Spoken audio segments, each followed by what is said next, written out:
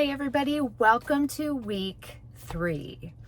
Now, this week, as you can see, I am coming to you from my mobile office. You will remember back in week 1, I told you about the fact that part of my story right now is that I am a mom of athletes. And what that does is that puts me in my car a lot. But the beautiful thing about online classes is that they make us really good at adapting and overcoming when it comes to the circumstances of everyday life. So nobody said I couldn't teach from my car. So here I am. All right, so let's talk about what we're going to do during week 3.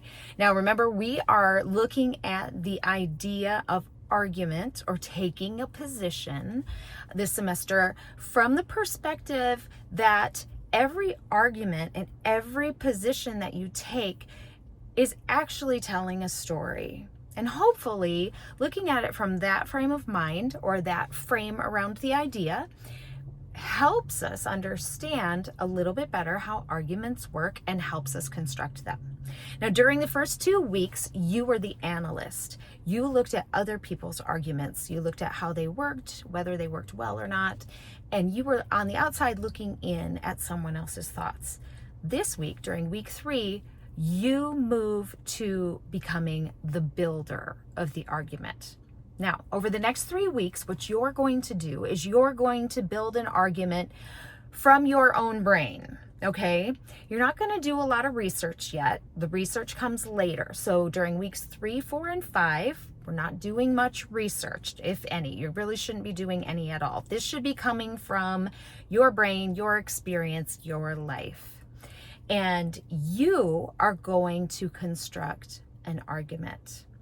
Now, before we talk more about that, let's just look at another argument from recent history to just kind of go over this idea again of how arguments work when we look at them as if they are stories, okay? So back in 2020, the city of San Francisco announced that they were going to change the names of dozens of schools. And those were schools that were named after historical figures, some even like Washington and Lincoln. Now, the reasoning behind that was that those names of those schools were inappropriate, okay? Now, the story for the renaming, or the argument for the renaming, says that the historical facts attached to the names of those people those schools were named after could be harmful or cause harm to students in marginalized communities. And that the community has a right to decide whose legacy is honored and whose legacy is quieted. So that's the story for renaming. The story against the renaming said, historical erasure or judging the past by present standards doesn't work. And we should never erase what actual history happened. And we shouldn't judge what happened in the past by our present standards. Energy spent renaming could actually be spent fixing the school's problems rather than focusing so hard on the names of those schools.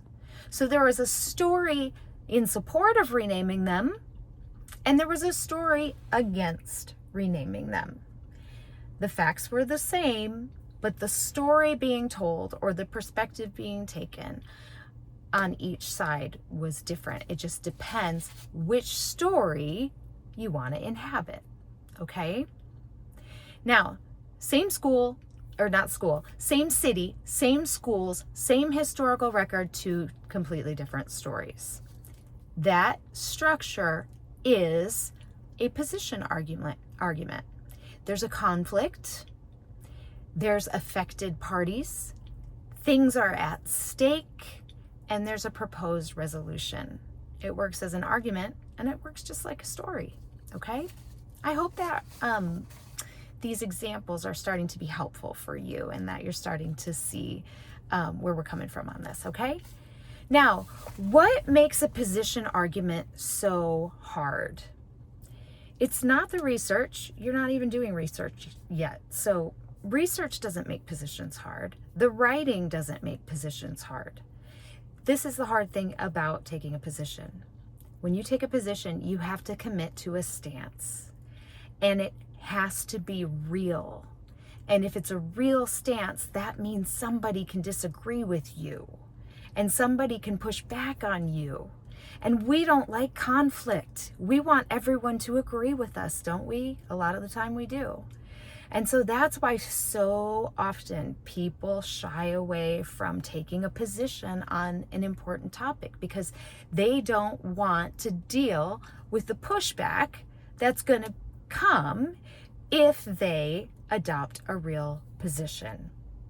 Safe arguments are what we generally fall back on. We like ideas that everybody can agree on. And so we hedge and we stay safe. But those aren't position arguments. It's not taking a position if you're saying something that everybody agrees with you on.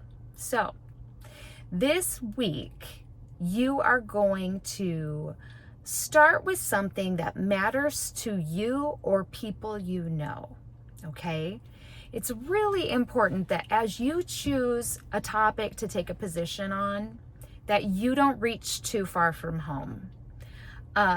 International relations, things going on in other countries, even things going on in Washington, in our own country, politics, generally, those topics are hard for this class and for what we're doing here because we aren't terribly close to those topics. They matter, don't get me wrong, they matter, but they're not close to our experience. So as I start to ask you to think about a topic that you can make an argument about or a topic that you can take a position on, I want you to be thinking about your own stories, your own communities, your own life, things happening to you in your home, your school, your town, close to home, okay?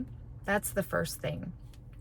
Now, when you're thinking about a conflict that you want to take a position on, I want you to apply this course frame of story that we've been talking about. What is this conflict? Who are the people that are affected by it? The affected parties.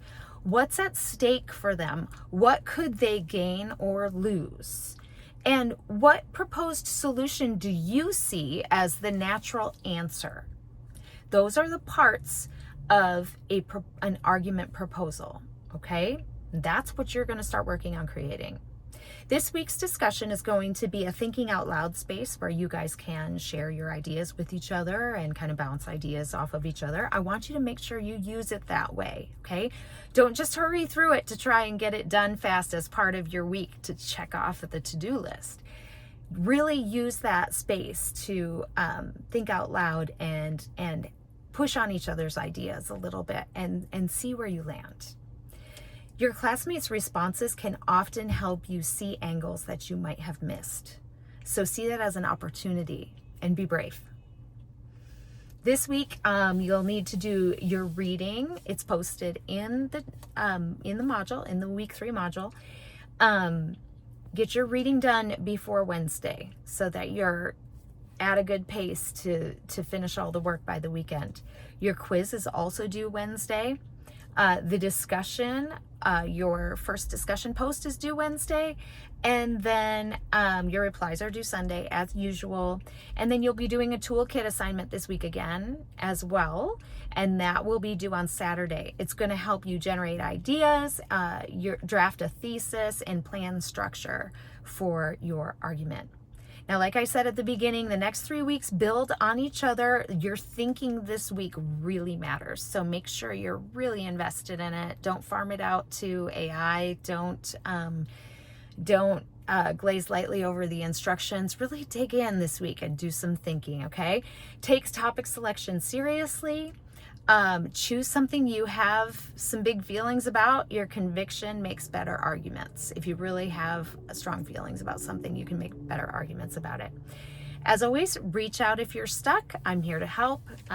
Send me a note via the inbox and we can chat. I hope you have a great week.